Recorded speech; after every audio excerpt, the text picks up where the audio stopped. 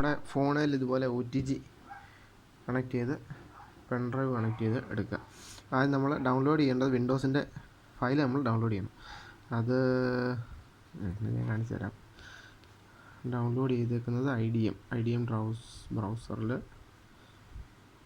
കണ്ടോ.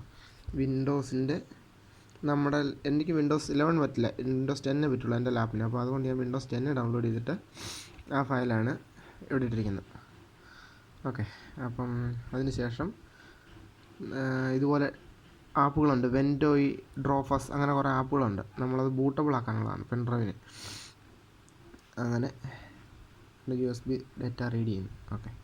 ഓക്കെ കൊടുക്കുന്നു. Reading USB data.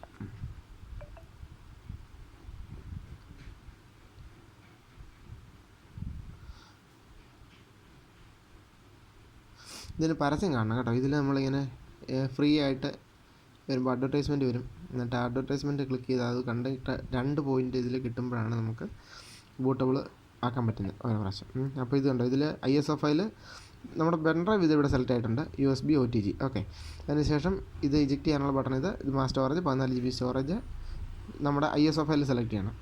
ISO ഇതുണ്ടോ, വിൻഡോസിൻ്റെ 10 ഫയലാണ് കിടക്കുന്നത്. വിൻഡോസ് 10 ഇതിൽ സെലക്ട് ചെയ്ത് ഇതുണ്ടോ GPT UEFI മോഡ് MBR. ഇത് ലെഗസി ബയോസ്, അതായത് UEFI എന്ന് പറയുന്ന പുതിയ മോഡലാണ്. എൻ്റെ ലാപ്പിൽ UEFI ഈ GPT മോഡൽ വർക്കാവില്ല. അതുകൊണ്ട് ഞാൻ MBR ഇട്ടിട്ട് സ്റ്റാർട്ട് ചെയ്ത് ഇത് ബൂട്ട് ചെയ്തെടുത്തതിന് ശേഷം ഈ പെൻഡ്രൈവിനെ നമ്മുടെ ലാപ്പിലേക്ക് കുത്തും. ഇതാ പെൻഡ്രൈവ് കണക്ട് ചെയ്ത് കഴിഞ്ഞു. ലാപ്പ് ഓണാക്കാൻ പോകുന്നു. ഓണാക്കുമ്പോൾ സമയത്ത് F9 ഞെക്കിയാൽ ബൂട്ട് ഓപ്ഷൻ സെലക്ട് ആകും. F9 ബൂട്ട് ഓപ്ഷൻ സെലക്ട് ആയി. ബൂട്ട് ഫ്രം EFI അല്ല, നമ്മുടെ പെൻഡ്രൈവ് ഇതാണ്, ജനറിക് ഫ്ലാഷ് ഡിസ്ക്. ഇതുപോലെ ബൂട്ടബിൾ ആയിട്ട് ഓപ്പൺ ആയി വരും. ഓക്കെ, നമ്മുടെ ഇത് കടന്നുകൊണ്ടങ്ങ് നോക്കിയില്ലേ ഉള്ളൂ. കീബോർഡ് ഫോർമാറ്റ് ഇൻസ്റ്റാളിന് കൊടുത്ത് പ്രൊഡക്റ്റ് കീ അടിക്കാൻ പറയും. അപ്പം പ്രൊഡക്റ്റ് കീ നമ്മുടെ കയ്യിൽ ഉണ്ടെങ്കിൽ അടിച്ച് കൊടുക്കുക. ഇല്ലെങ്കിൽ ഇതുപോലെ കണ്ടോ, ഹോം പ്രോയെ ഇതുപോലെ നമുക്ക് സെലക്ട് ചെയ്തതിന് ശേഷം അത് നെക്സ്റ്റ് അടിച്ച് ഇൻസ്റ്റാൾ ചെയ്യാൻ സാധിക്കും.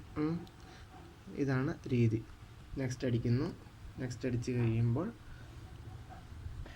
ഈ അക്സെപ്റ്റ് കൊടുക്കണം. അക്സെപ്റ്റ് കൊടുത്ത് നെക്സ്റ്റ് അടിച്ച് അപ്ഗ്രേഡ് നമ്മൾ ഓൾറെഡി ഇതിൽ വോയിസ് കിടപ്പുള്ളത് അപ്ഗ്രേഡ് എന്നുള്ള ഓപ്ഷനാണ്. പക്ഷേ അത് നമുക്ക് ബുദ്ധിമുട്ടാണ്, അത് ഇൻസ്റ്റാൾ ആകാൻ പാടാണ്. ഇതിലുള്ള വിൻഡോസ് കറക്റ്റ് ആണെങ്കിൽ നടക്കുകയുള്ളൂ. ഇനിയിപ്പോൾ അങ്ങനെ അല്ലെങ്കിൽ ഇത് കണ്ടോ, ഇത് പാർട്ടീഷൻ നമ്മൾ സെലക്ട് ചെയ്ത് കൊടുക്കണം. അത് ഞാൻ ചെയ്തിരിക്കുന്നത് ഈ 241 GB പ്രൈമറി പാർട്ടീഷനിലേക്കാണ് ഞാൻ വോയിസ് കയറ്റിയിരിക്കുന്നത്. സിസ്റ്റം റിസർവ്ഡ് ഒരു 500 MB കൊടുക്കണം. പിന്നെ നമ്മുടെ OSനുള്ളത് അതാണ് പാർട്ടീഷൻ 2. ഇത് രണ്ടും എൻ്റെ ഡാറ്റ സ്റ്റോർ ചെയ്യുന്ന ഡ്രൈവുകളാണ്. ഇതിനൊന്നും പറ്റുകയില്ല. ഇത് മാത്രം ജസ്റ്റ് നെക്സ്റ്റ് അടിച്ച് നമുക്ക് ഈ പാർട്ടീഷനിലേക്ക് അത് കയറ്റാൻ പറ്റും. വിൻഡോസ് 10. അപ്പോൾ ഇതിൽ വിൻഡോസ് 10 ആണ്. അപ്പോൾ അതുപോലെ ചെയ്യാൻ പറ്റും.